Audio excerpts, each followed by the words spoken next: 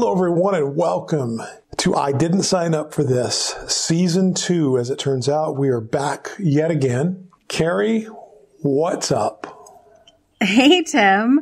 Really excited to be back. I want to talk about something that is driving me crazy. Okay.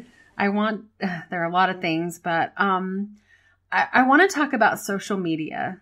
All right. Because I'm so over the whole fake world that we've created. It drives me insane. Okay. So I want to spend a little bit of time talking about that. I think it's a real thing. I'll tell you that I feel like we're doing more and more to create a character or our personas in social media and less to cultivate who we are as people and how we interact. I'll give you an example. I'll give you a contrast. So, Black Friday, that could be a podcast in its own. It could be the podcast of things Carrie hates. But Black Friday shopping, okay, right. Hate it. I don't do it. As a matter of fact, I stay home. I don't even leave my house that day because to me, it's just such a contentious day. The day after we're supposed to be the most grateful that we are all year. Yeah. And right. So that's a contradiction and that bugs me in itself. So I have a formula for that one, actually. Oh yeah. Let's hear it. I consider how much money that I am likely to save, and I subtract how much money I would gladly pay not to have to be there. You and me both. Right? You and me both. I would gladly pay double to not have to stand in a line with people who are mean to each other. Like of course, on any given Saturday, I can't walk out of Walmart without wanting to throat punch at least two people. Right. There you go. I can't stand it. Obviously, I'm not a shopper anyway. Right. But the crazy thing is I have a friend who related a story of, Black Friday has been seeping into Thanksgiving for years now. Right. You can go shopping earlier and earlier. I mean, eventually Thanksgiving dinner is going to be brunch so that everybody can go out and beat the shit out of each other. There you go. And so, she actually shared that she was at a gas station on Thanksgiving and there were two guys in a full-on fist fight. On Thanksgiving with their kids in the car. Like they're at the Circle K duking it out for whatever reason. And Their children are in the car on Thanksgiving. But I wonder what their Facebook status was that day. I'm so thankful for everything I have. I'm so thankful for my family. I'm thankful for this. And, I'm going to spend my time putting what I'm thankful for every day on Facebook.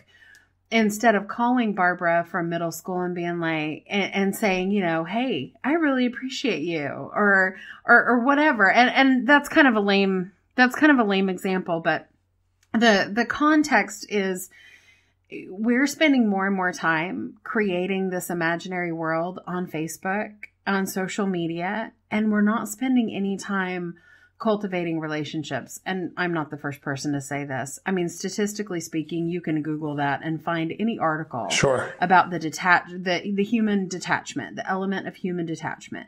As social media usage increases, we are detaching from each other, and becoming more isolated. Right. There's depression. There's all kinds of different, emotional risks that come from that.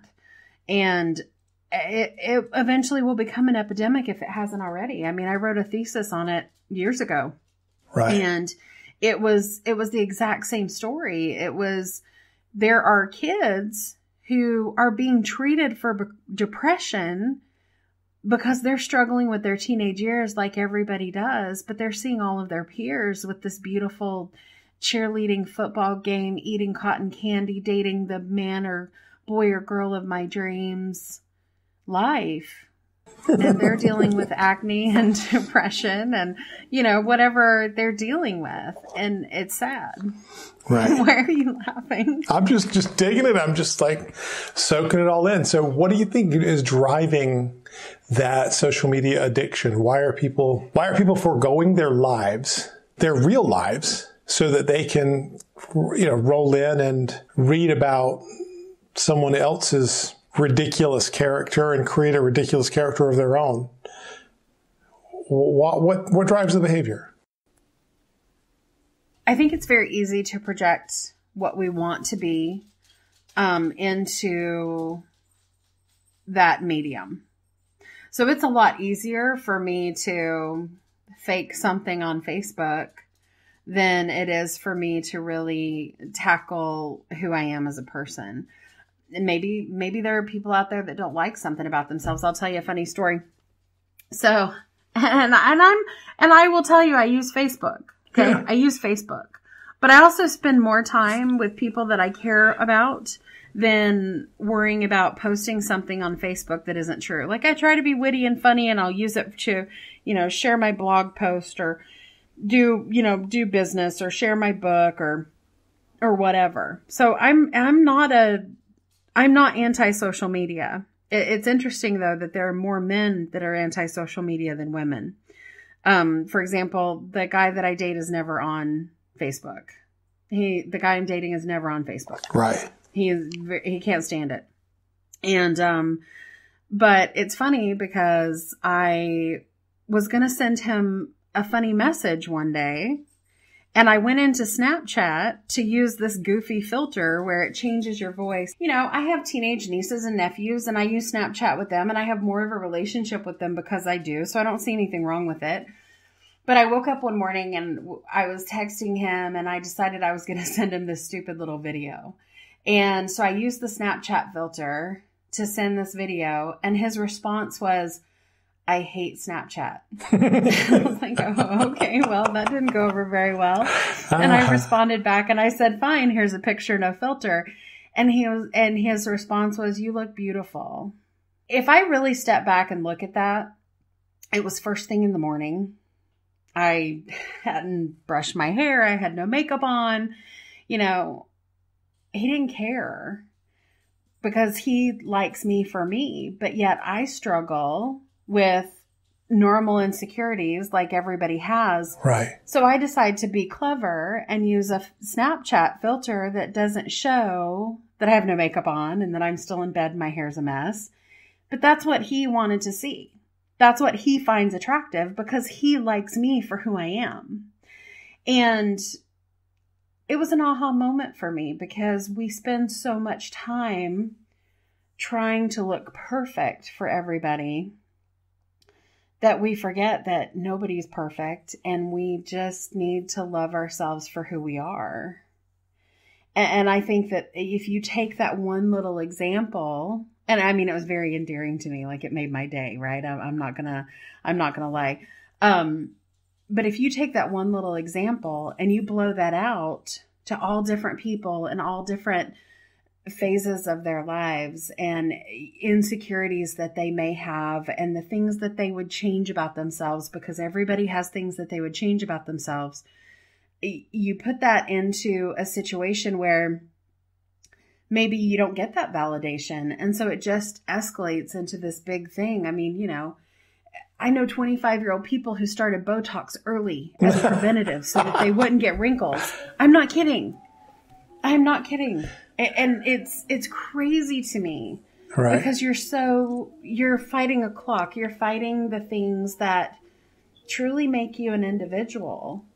Right. And so it's self-acceptance. That's my take on it. Because I think people largely look in the mirror of society, whatever their culture or society is. The only way you know how you're doing is to look around at other people. And so I think it's a basic human desire to look forward and see how far you are behind in a race and to look backward and see how far you are ahead, right? We all just want to get a feel for exactly where we are in whatever the situation is. I think that's why you had the advent of reality television, 20 years ago. Because people were really actually interested in reality television because they want to have an idea of how they compare to other people. And your friends won't tell you how you compare to other people, right? No, that's true. Your friends will just lie through their teeth and say sweet, warm, wonderful things. And so what happened back in the world of reality television is that the producers became absolutely convinced, even though there was no numbers to support it, they became absolutely convinced that people would not sit and watch an hour of someone else doing something else that was relatively mundane. And so then you moved in a direction where now we got to like start throwing wine in people's faces and right. we need slapping each other. We need something that's just like a lot more incendiary than this so that it's exciting, titillating, or a train wreck or whatever it is, And Jersey Shore was born. and thus we have Jersey Shore, yeah. And a lot of these things, right? A lot of these so-called reality television shows that exist now, which are just completely scripted. What? Yes, it's pro wrestling. That's what happened, right? So you had wrestling and people thought, well, I bet we could get more people in here if instead of just watching a couple guys wrestle, let's put these guys in like skimpy little outfits and knee-high boots and bleach their hair platinum blonde, and we'll have them yell insults at each other's girlfriends and wives and mothers, right? And then all of a sudden, it just became this huge scripted thing. And so reality television is now today essentially what, came on the scene as professional wrestling back in the early 70s, Okay. And so it's just, it's a crock, right? Here's what's funny, though. The producers were absolutely sure that no one would sit around and watch someone else do relatively mundane things just to have that lens of comparison, just to be able to look at someone and say, that's not how I do my dishes, or that's not whatever, or that's a really good idea. I'm going to put a little baking soda in the washing machine with my towels. That's a really good idea, or whatever it is, right? It just doesn't really matter. Okay. And so even though they basically pulled the plug on reality television that worked back in the day, they did it largely at their own expense. If you go to, there's this little known website that's out on the interwebs. It's called YouTube, I think is what it's called. YouTube. Oh yeah. I've heard of it. It turns out people will while away hours and hours of their day watching other people just do mundane tasks, just do stuff. Right?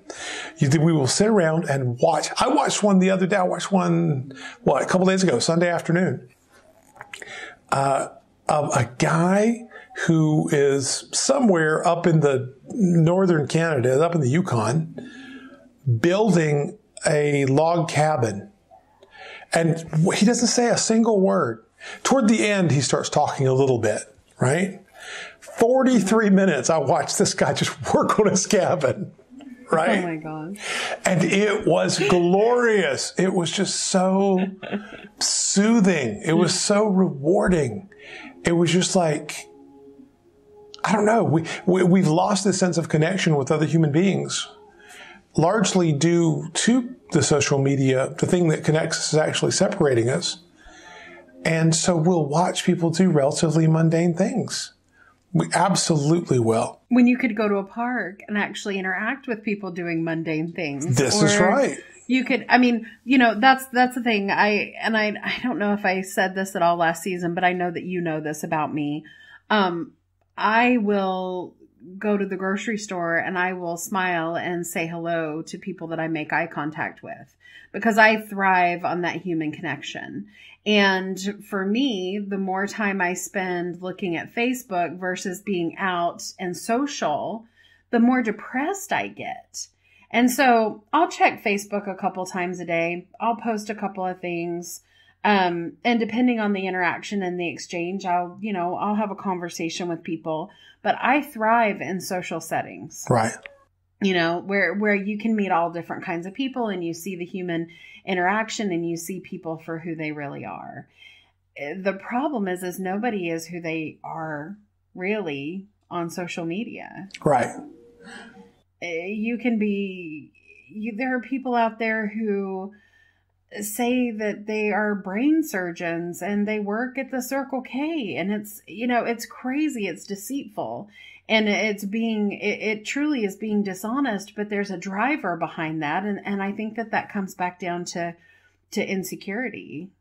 And the fact, I'm sure you just have people out there that want to mess with people. I mean, that's a whole different, all trolls, all trolls aside. I don't care about trolls. Trolls are people who really need to find something better to do with their lives. But I think other than live in their mama's basement? Mama! Yeah, that's it. Ma! Meatloaf! Bring me some more meatloaf!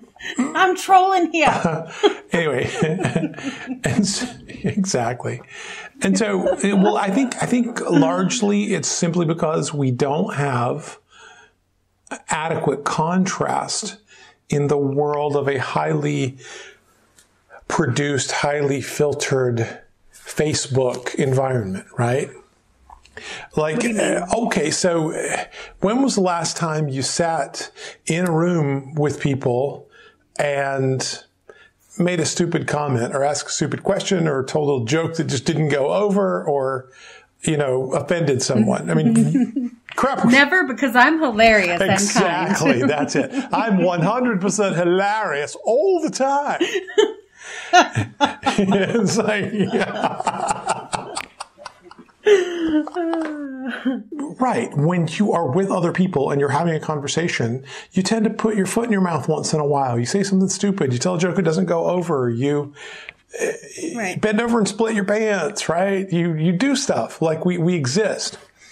And we're imperfect. We're imperfect creatures. When you go to the grocery store and watch people do mundane things, as opposed to watching a YouTube video of somebody doing mundane things, or a Facebook video or what have you, the fundamental difference is the person who is on the video or on their Facebook page living vicariously through this persona, this pretend avatar, who can make virtually no mistakes. The jokes are always funny. The timing's always perfect, right? The beautiful dinner is all laid out carefully on the table. It's all just shiny and perfect. But if you are rolling out to, I rolled out to the grocery store last time I was up north, or maybe the time before. Anyway, short story is they were roasting peppers, right? They're roasting Anaheim peppers at this little grocery store, which is it's kind of a higher end, grocery store, higher, like gourmet foodie kind of place wannabe. And they're roasting peppers. Right. And it was just, they're burning mesquite wood and roasting peppers, smoked peppers over the mesquite, and everybody's standing around and they're sampling peppers with a little bit of cream and cheese, and everybody's well dressed and it's beautiful and wonderful when this lady, old station wagon pulls up, lady gets out in curlers and a house coat, okay? Mm-hmm. Holding a 40 and with her curled hair and her house coat and her slippers, and walks right through all the people who are roasting peppers and congratulating each other on being wonderful, right?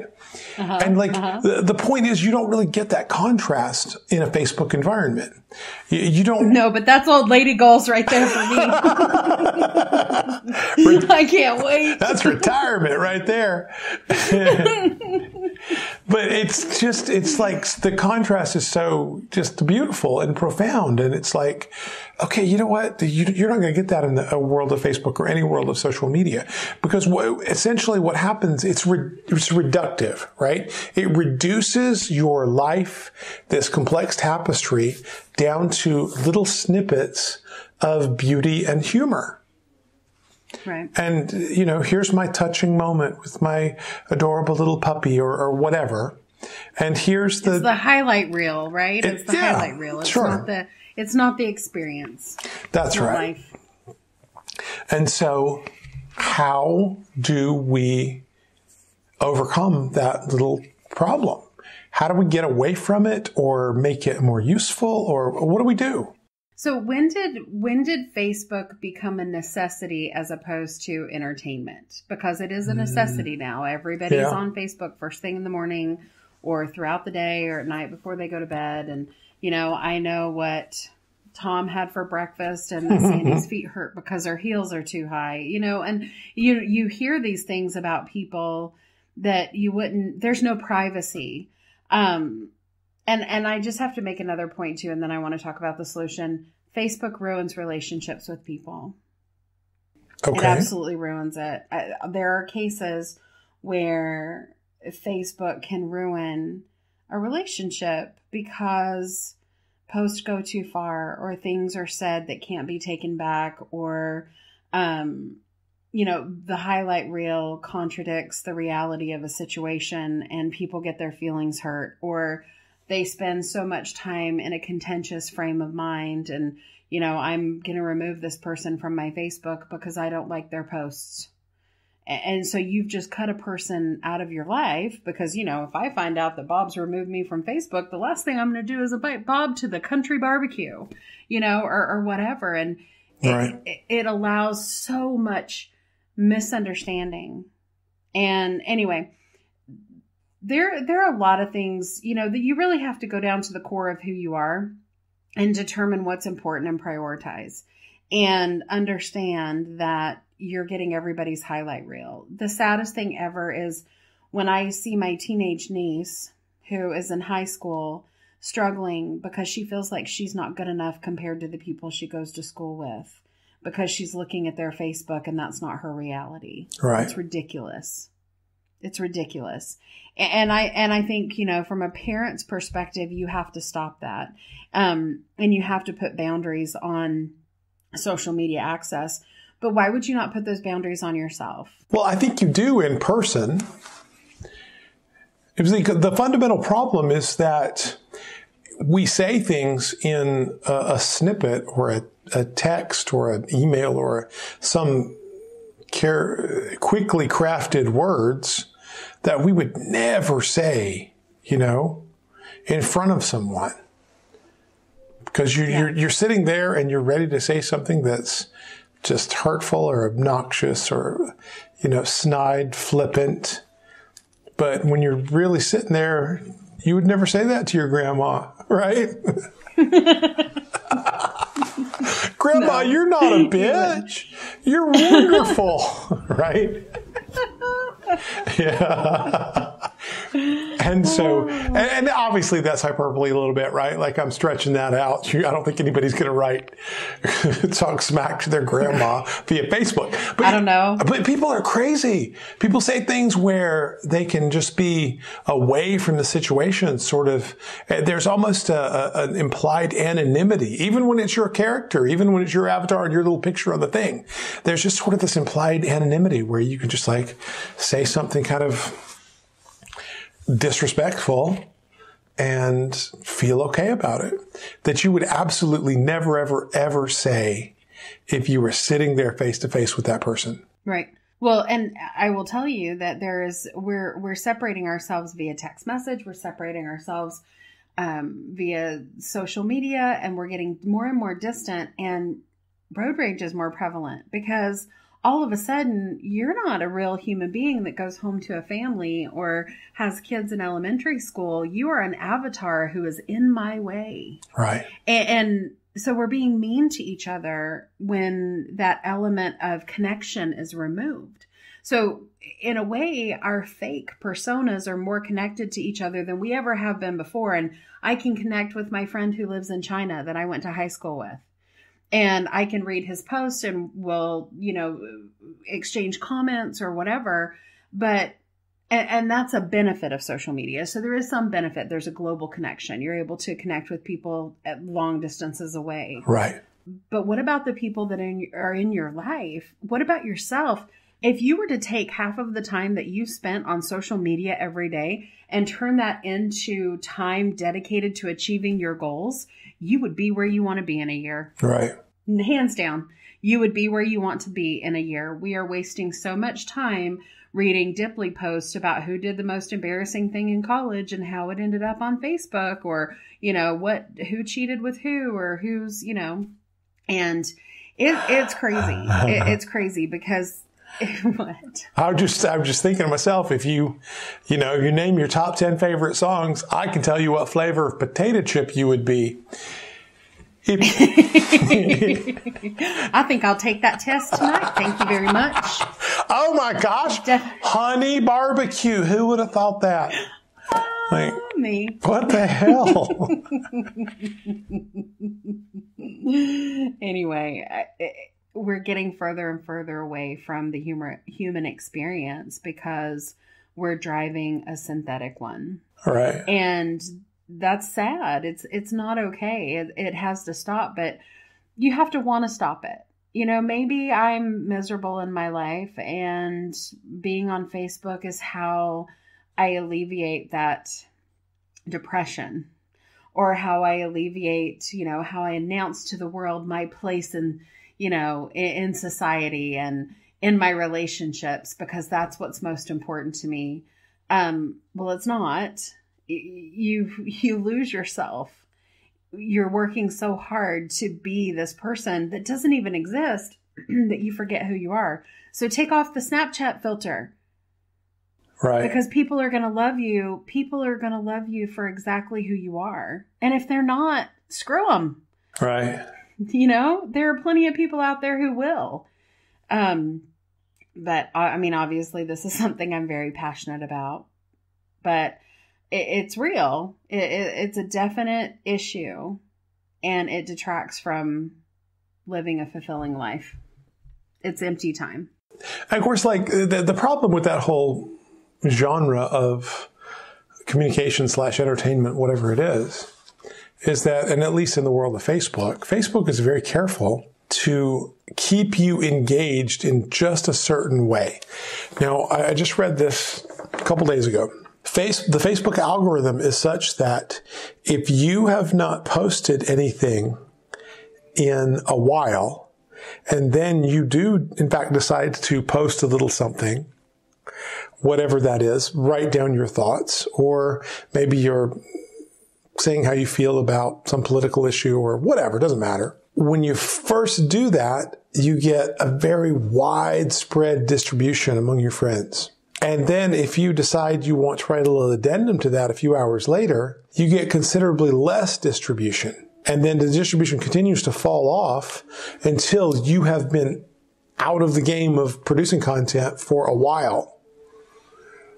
They want to give you little short-term rewards. That, and also they give you likes that don't really exist from time to time.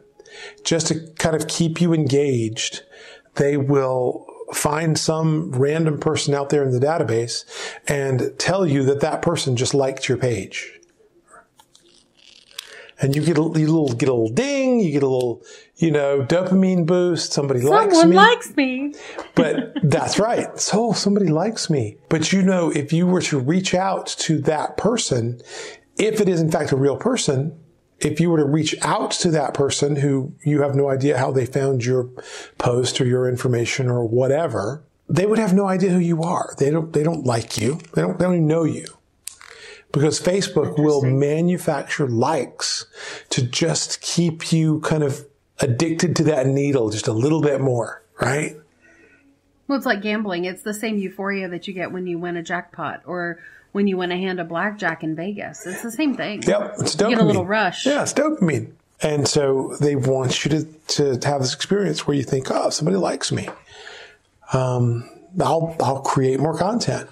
But then you get less and less distribution as you create more content because they want you to not necessarily have too many likes, right? I don't know. It's just really weird. Want you to feel liked. We just don't want you to feel loved. It's weird, though. It really is. They're just out there trying to manipulate your behaviors. But do you see why it needs to stop? Like when you pull back the layer and you look at that big picture, you're living in a false reality where you're being manipulated by algorithms. Mm-hmm. And that's more important than, writing that book you want to write, or going to take a photography class, or taking your kids to the movies, or going for a walk, or, I planted a fig tree last night and I was pretty proud of myself. Right. I planted the fig tree and then I stood there while I was watering it and I watched the sunset. And guess what? I didn't take a picture of the sunset to put on social media. I do sometimes though. But last night I just wanted to enjoy the moment because all of this has been brewing in my mind. I mean, these are the things that keep me up at night. And that realization that if I continue to try to get the perfect photo to remember the moment, that will be the memory. Right. Is getting the photo. Right. I don't know where it's come from. I think it's, I think it's maybe the fact that I've been going through a lot of different stories, working on my book, and some of the different times in my life as I'm sharing stories of my own progression for happiness. And none of them include a camera. Right. I don't have a picture of most of them. But yet they're the most treasured memories that have molded me into the woman that I am. Right. And I think that contrast with, I have to go put my Christmas tree up this weekend so that I can take a picture and post it on Facebook. Right. But that contrast is really, the more I've had to dig deep and understand the progression of my own happiness, the more I think it's been an evolution for me on what matters most and what's most important. Right. And I want others to see that and to feel that and put your phone down, quit trying to get the perfect picture. I mean, go to any sporting event, concert, I don't know, farmer's market, dog show, NASCAR, whatever. People are watching the events that happen before them through a 3.5 by 5 screen. Right. Waiting for the perfect shot. Right. No, I get it. I absolutely get it. Everything's got to be so carefully crafted and so perfected. I remember watching, honestly, it is the only time I've ever seen this old television show. It was on, I don't know, Travel or TLC or something, but it was a Martha Stewart show, one of the Martha Stewart shows, right? Uh-huh. Martha's out camping, and I'm like, well, damn, I got to watch this one because I'm a big camper, right? Well, yeah, I wouldn't. Yeah. I'm an outdoorsy kind of guy, right? I love to sit around a campfire and just like do all that stuff and, hunt and fish and do manly men, beat my chest, whatever. And so Martha Stewart is out, and Martha Stewart is out there, and they're like fishing in some stream, and she's of course perfectly appointed, absolutely beautiful, and they catch some rainbow trout, I think, and she's just talking in her soothing little NPR voice about, now we're going to just gently smoke these rainbow trout. They're going to be delicious. And she's standing there. It's ridiculous because she's like in a flannel shirt, red and black, like lumberjack shirt. Right. We build a little fire, blah, blah, blah. He builds a little fire. When you get the coals to about the right heat, go and gather some nice green Chardonnay limbs. And I'm like... And she comes up with this bundle of green Chardonnay limbs. And she lays the Chardonnay limbs, like from a vineyard. Right? I'm like, where in the hell are you camping? That there just happens to be a vineyard full of fresh Chardonnay grapes right next to you, where you can roam through the forest and collect Chardonnay and lay your trout gently, smoking through the Chardonnay limbs. And it's like, all right. You know what I'd pay to see? I'd pay to see you in a flannel shirt asking the campers around you where the Chardonnay limbs are. That's it. Excuse me, I caught these here rainbow trout, and Martha says I need some Chardonnay limbs. Where'd y'all get y'all Chardonnay limbs? It's like, dude, I got Beanie Weenies and Budweiser. What the hell are you talking about? Chardonnay Limbs to gently smoke some rainbow trout. And it's like, oh my gosh, this woman has never camped a day in her life. This is just a crock. All I can think is let them eat cake. I mean, that's how detached it is. Let them eat cake. Let them eat cake. There's no food for the kingdom. Then let them eat cake. Woo! Oh, I'll tell you what, Chardonnay Limbs on some rainbow trout. It was nuts. It was absolutely nuts. I don't know. I think the fundamental driver for the human condition is one of wanting to know where you stand. And you don't really know where you stand unless you compare yourself to others. And I think Facebook and the like create a medium whereby you can go through the motions of comparing yourself to someone else.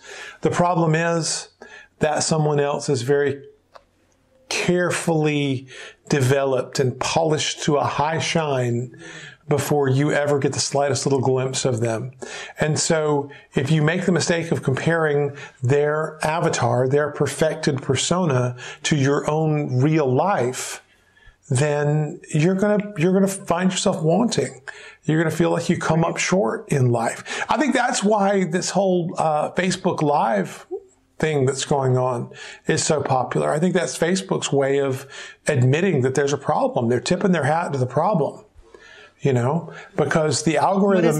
What is Facebook Live? I don't know. Okay, so Facebook Live, you go onto Facebook and you can click a button to live stream. And then you stand there and look at your phone or whatever, and you talk to anybody who wants to log in or watch, and it records a video as well. But you can just talk to anybody who happens to be watching about what you think about whatever subject it is. Now, okay. What makes live streaming a good thing in terms of overcoming this problem with the disingenuous, carefully crafted avatar that's making everybody just want to throw up, is that when you live stream, you know, if the dog barks, the dog barks. And if the kid craps, the kid craps. You got to change a diaper, you got to change a diaper. It's like, hey, well, I'm either going to cut it short or you're going to see me, you know, up to my elbows in poop. Whatever. It's real. Right? There's a sense of reality. So now people get the satisfaction of being able to gauge kind of where they are in the game of life, comparing themselves to others. But they're doing it in a way where there's continuous motion. And so unless you are sitting there in front of a teleprompter with perfect lighting and reading your message, and I've seen people do that. I've seen people go on live stream and do that, you know, where they'll sit there and just read from a teleprompter on their live stream. That's not what people are really after. You know, I mean, you think about it, you think about what kind of drives us in terms of this information age. You know, we're getting news from multiple sources, and there's all this talk of fake news and what's real and what's not real. Okay, so who are you going to believe? If you have somebody who is sitting on the other side of the checkerboard telling you what they heard about whomever downtown, or what they heard about their favorite political candidate or whatever, versus Shepard Smith at Fox News, talk about your Botox. My gosh, like lay off, dude. Lay off. Your face looks like a pancake with eye holes cut out of it. But it's so smooth and soft. I love it. That dude, he looks like he could cry syrup. That's delicious mapley flavor. It's like, what the hell? Lay off the Botox, Shep. If you hear this, I'm sure you'll never hear this. But if you do, you got to second guess some of that Botox injection. Anyway, but beyond that, here's a guy perfectly coiffed, perfectly pressed, Botoxed up, makeup, rosy cheeks, lip liner, eyeliner, right? And he's reading a message that has been thought out and written word for word on a teleprompter, right? Versus a guy like, there's a guy that I get like sort of social oriented news from, called Philip DeFranco. I'm like ton of subscribers. I'm one of them. He's got 6-7 million subscribers, and I'm one of them, right? It's kind of an interesting guy, where he like sits in front of his camera, and there is no makeup, and he just sort of rants and rambles and explains things the way he understands them, and then does a rough cut of sort of putting them together. So you have a lot of, quick cuts. You just have cut from image to image of him talking, because the saying the 3 times like I just did gets cut out on his end, right? So that it's a nice clean message. But yeah, Philip DeFranco, interesting guy, really interesting guy. But I compare somebody like a Philip DeFranco giving me a breakdown on his perspective of a story versus like a Shepard Smith on Fox. And I just go, dude, I don't believe a word you're saying. I don't believe a word you're saying. You want to talk about fake news? You got fake eyebrows, dude. You got fake skin. You got fake skin. You are crying maple syrup. There's no way. I'm not going to believe you, man. I would not believe you if you were covered in butter. I still wouldn't believe. Pancake face. Oh. Anyway, but I don't want to his mama might hear this, and I got nothing against that guy, right? Good on you, Shepard Smith. But nonetheless, it's just you have all of the stuff that's just been built up to get information from some authority figure, and we have deluded ourselves into thinking that authority means perfectly spoken, perfectly articulated. Gotcha. Yeah, that perfection, that image of perfection is the authority. Right. If you show up in a suit, you're the authority over the guy in the polo shirt. That's right. And it's completely disingenuous. And I think disingenuousness, that's a word, I'm pretty sure that's a word. Disingenuousness, it must be a word, I said it twice, is... It is now. Go to Urban Dictionary right now. Write that in. Hold on, I'm putting it in. Put it in. Just make it mean something. Anyway, yeah, I think that is really the fundamental problem. The fundamental problem. I think you don't have to carve all social media out of your life.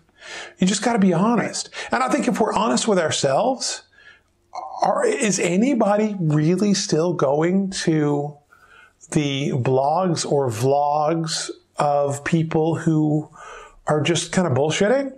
Is anybody still going to that place where, this is my perfect life, and these are my perfect children, and this is my whatever, right? Maybe people are. Right. I don't know. I don't know any of them. I don't know anybody who is like checking out kind of the video logs or vlogs of old that don't include a very, very healthy dose of reality, right? There's barking dogs. So no more Chardonnay limbs. Yeah, no Chardonnay limbs to be found. The whole damn country. That's a good thing, though. Right. The whole countryside's out of Chardonnay limbs. Yeah, because you got to go to a vineyard to get that. You got to break into a winery, dude. What the hell are you talking about? With your rainbow trout. Tuck that trout under your arm and bust open that winery. Climb the fence. Yeah, it's crazy. It's crazy.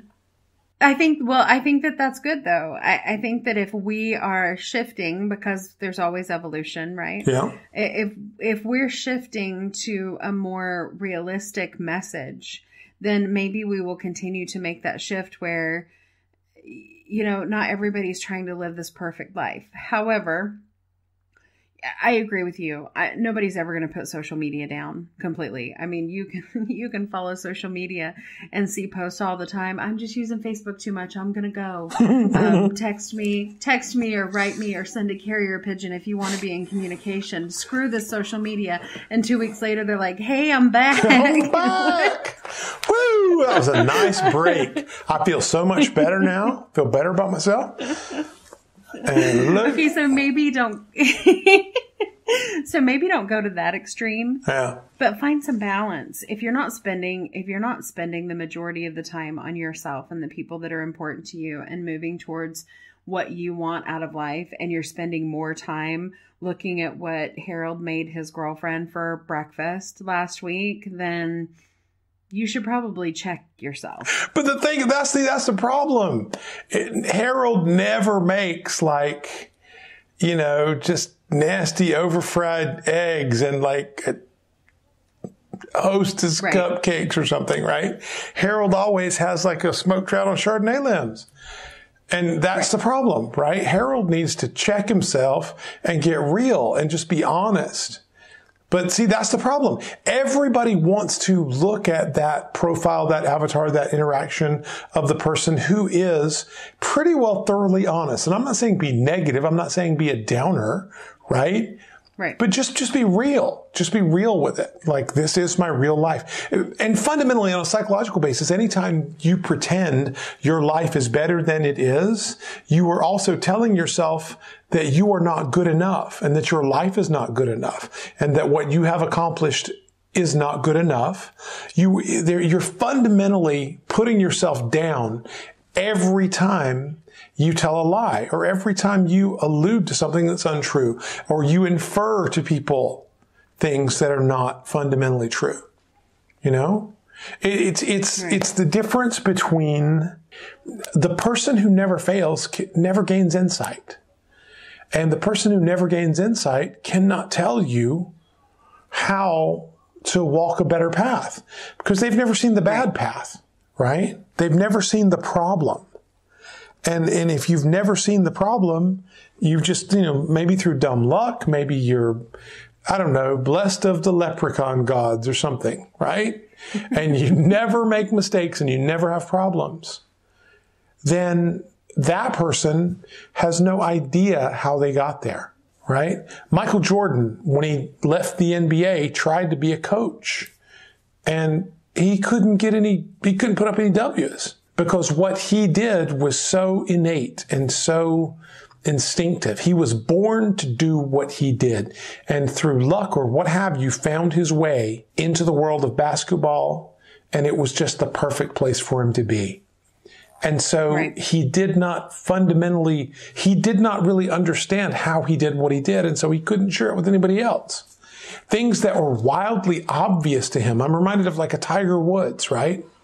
Things that are just incredibly, innately, intrinsically obvious to Tiger Woods that he assumes everyone knows or should know.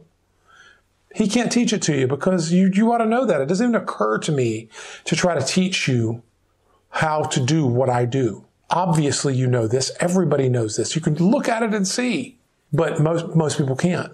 Most people can't. But that's a valuable point because we all have natural talents. We all have natural abilities.